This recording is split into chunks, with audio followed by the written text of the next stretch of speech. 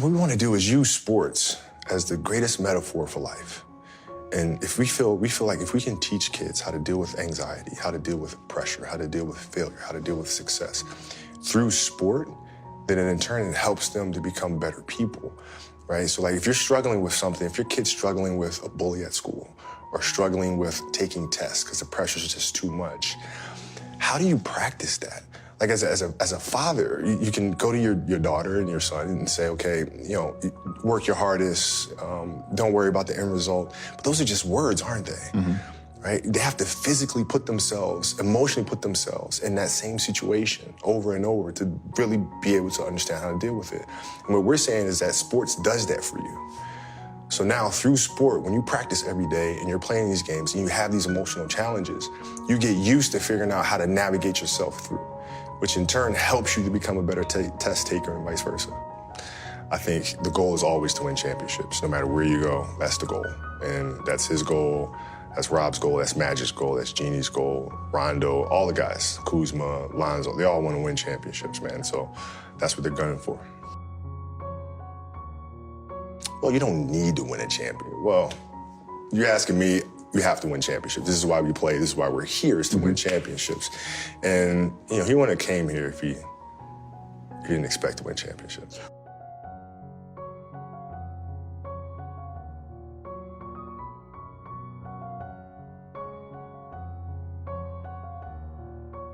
Also, well, to me, it's just really simple.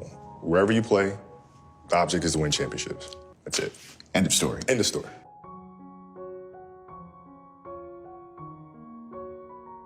Never. Here's the thing, is for us athletes, it's really hard to transition from that, right? And I was really personal about it when I wrote Dear Basketball.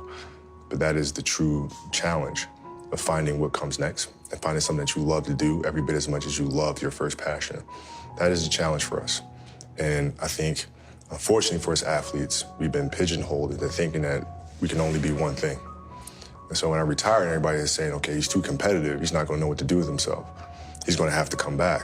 I took that as a personal challenge of them thinking I'm this one-dimensional person, that all I know is how to dribble a ball, shoot the ball, and play basketball and compete at that level. And so I took that as a personal challenge. I will never come back to the game, ever. I'm here to show people that we can do much more than that. And creating this business, winning an Oscar, winning the Emmy and the Annie, those are things that are showing other athletes that come after, no, there's more to this thing, right? So I would never, it's not even a,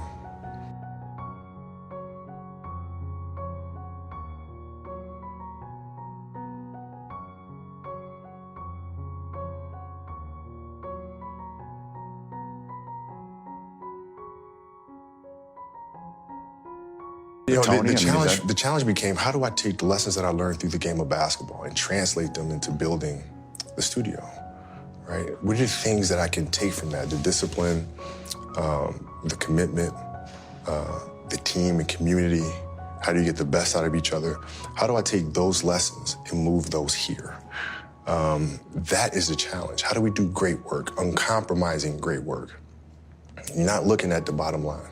You're focused on the product first. Right? Is this the best thing that we can possibly make, no matter what? And having that sharp focus is something that I got from the game of basketball.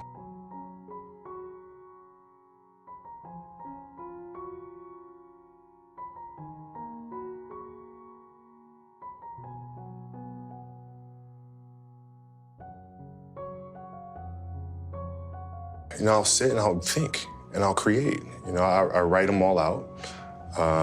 And create the characters, create the rules, the structure. And then you kind of got to go with your gut. You got to go with your gut and see, are we creating something that's been done before? Or is this a project something that nobody's seen before? Mm-hmm. And is it a project that we're not sure that we can do? And if the answer is yes, then 9 times out of 10, we're going for that one, right? Because that means we're pushing boundaries a little bit.